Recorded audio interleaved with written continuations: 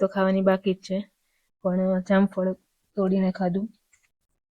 અને પછી જો કેરી લેવા માટે ગયા. હવે કેરી લેવા માટે કેટલી મહેનત થાય છે ને જો. અહીંયા પહેલાં તો કેરીમાં લાલ મકોડા હોય છે. જો આવી રીતે કેરી પાડવાની હોય છે.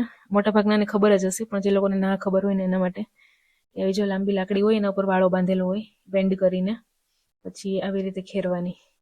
અને કેરીનું એવું હોય કે કેરી જો નીચે જમીન પર અથડાય ને ઉપરથી તો પછી સરખી ના પાકે, એટલે એને આવી રીતે કેચ કરવી પડે. એટલે અમે કોઈ પણ કેરી નીચે નથી પડવા દેતા.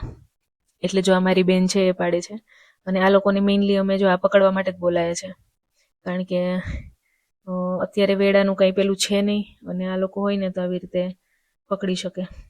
અને પેલું બીજા વેડા, આને વેડો કહેવાય, જે લાકડીથી પાડે છે ને એને. અને બીજા વેડા પણ અમારી પાસે એવા હોય કે કેરી વેડામાં જ રહી જાય, તો પણ વેડો ખાલો કરવા માટે તો કોઈક જોઈએ જ.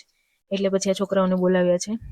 અને એ લોકોનો ક્યારેક કેરી ના પણ લેવા જવાનું હોય ને તો પણ એ લોકો પૂછવા આવે કે કેરી લેવા જવાનું છે એમ. પણ અમારે તો ક્યારેક જ તોડવાની હોય, એટલે અમે ક્યારેક લઈ જઈએ સાથે, અને પછી કેરી પણ આપીએ. અને જો એટલી મહેનત છે. એક તો લાકડી એટલી ભારે લાગે, અત્યારે તડકો પણ હોય. અને અહીંયા લાલ મકોડા જે હોય ને એ મેં પાછળના બ્લોગમાં બતાવ્યા હતા. એ લાલ મકોડા છે ને કરડે, એટલે એની દવા છાંટેલી છે. એટલે અત્યારે છે નહીં, પણ જો કોઈ હોય ને તો પણ કરડે. અને બહુ ખતરનાક હોય એમ એનું